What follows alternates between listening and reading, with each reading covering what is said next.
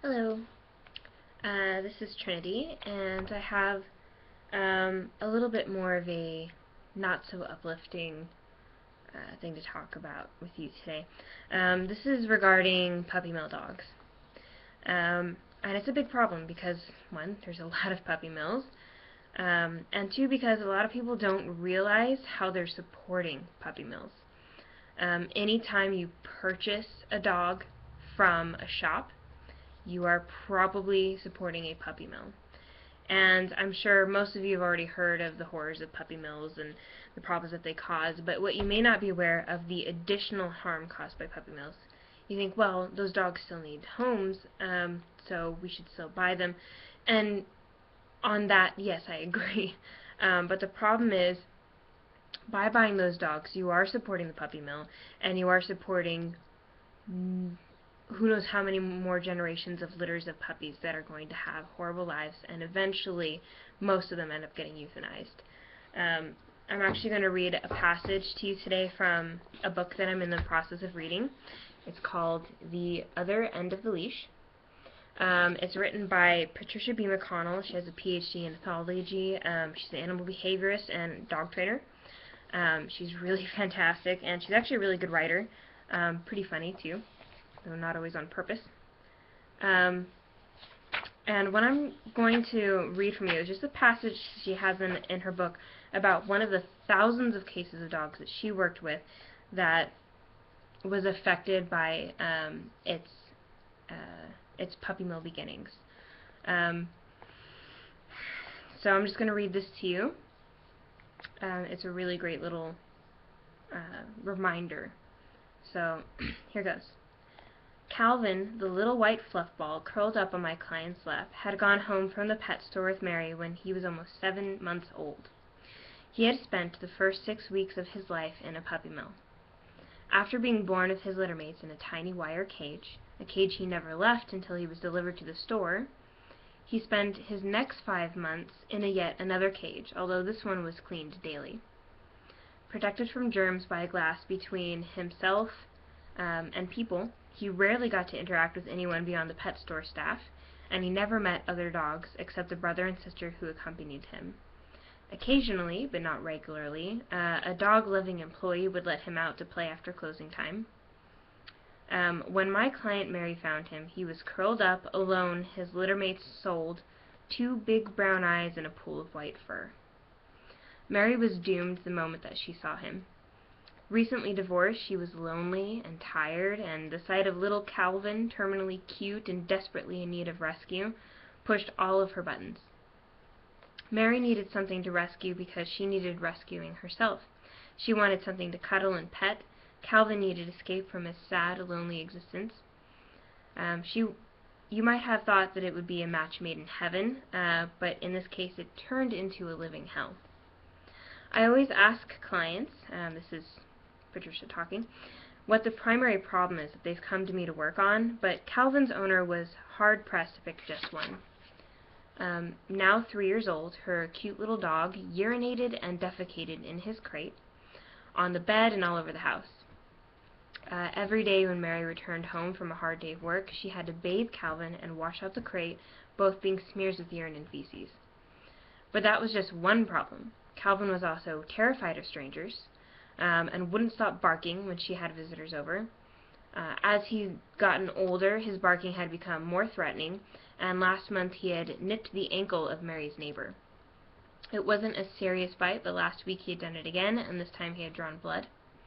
His behavior was so disruptive that Mary hadn't had much company lately, and she was beginning to rely more and more on Calvin for social contact. But Mary was starting to miss her human friends, and worse, Calvin was becoming aggressive to her, too. She'd begun to pick him up before she opened the door to her few visitors, but the last time she had, he snapped at her. He slept on Mary's bed and had begun growling at her when she inadvertently rolled into him at night. He'd even bitten her foot once while she was sound asleep. Initially, Calvin had been afraid of other dogs, so much so that Mary had had to drop out of obedience class.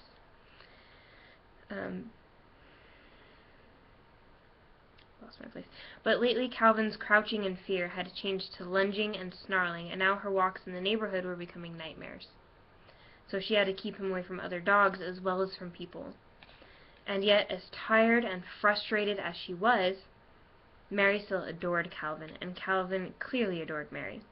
A pack of two, they were inseparable. He greeted her with boundless joy when she came home from work, shadowed her around the house, and loved cuddling on the couch as much as she did. In my office, Calvin watched her every move, and Mary couldn't keep her hands off of him. When I tried to interact with Calvin, he made it clear he wanted nothing to do with me. Happy only in Mary's lap, he stiffened and stopped breathing when I spoke to him. He wouldn't take treats from me, even extra good ones that I threw on the floor so that he could stay far away from me.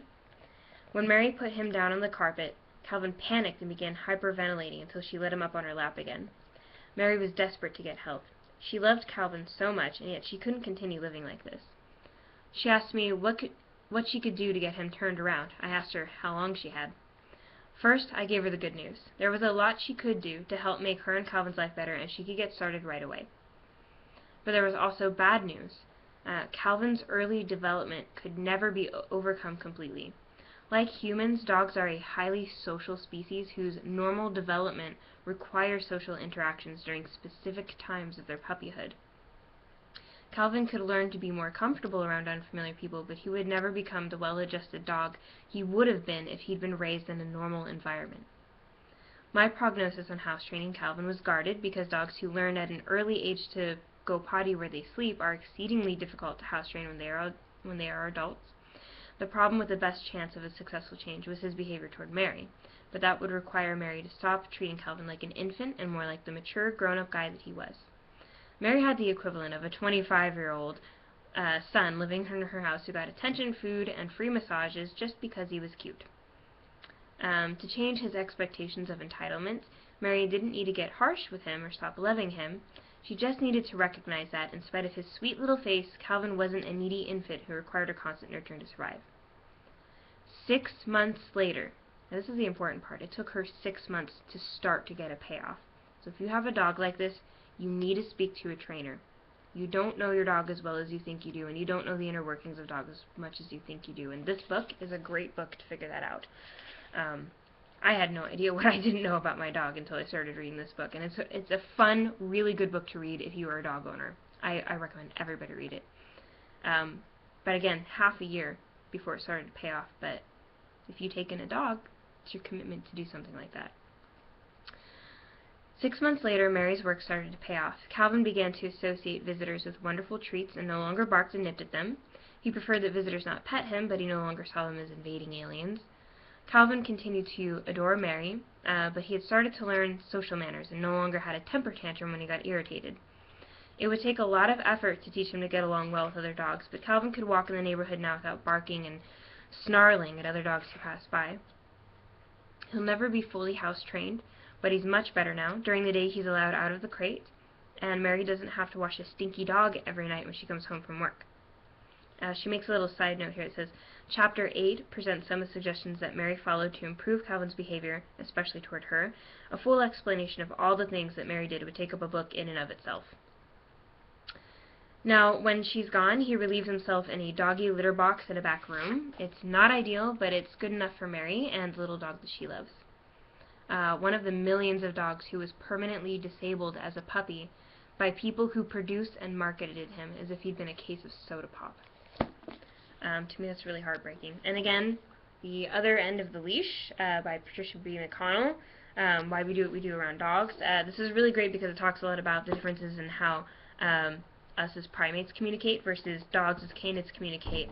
Like things like hugging your dog is actually considered rude and kind of an aggressive move, but a lot of dogs tolerate it because they've learned to realize that, oh, you don't mean to be aggressive. But in doggy culture, that's a very rude, dominant thing to do, which I had no idea about.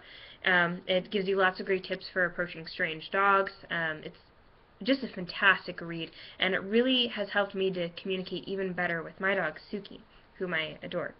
So I wanted to share that with you guys. And like I said, I know most people are already aware of how bad puppy mills are, but I don't think that most people are aware of how bad it is even for the dogs that are rescued and have homes, loving homes. They can never be normal dogs because they were the way that they were housed and the lack of socialization that they got with people and with other dogs correctly when they're, you know, from 5 to 12 weeks is like the most important time, but throughout the first year you need lots of socialization with lots of unfamiliar people and places and dogs. And the fact that all these behavioral problems come along from dogs that were originally puppy mill dogs shows a lot that it goes beyond just the dogs that are in there and are being, you know, living in horrible conditions. It also goes to the dogs that have horrible behavioral problems and then are usually given up and probably euthanized for something that wasn't even their fault. Anyway, I wanted to bring that to light and share this really amazing book, and also give you guys another video because I haven't done it in a while. And I'm going to go ahead and end that here. So have a good one. Feel free to like and subscribe, discuss, ask questions. I found this book, well, actually I'm borrowing this book, but I found it on Amazon for pretty cheap, and it's a great book, great read, and I recommend reading her other books too. Thanks guys, have a good one. Bye.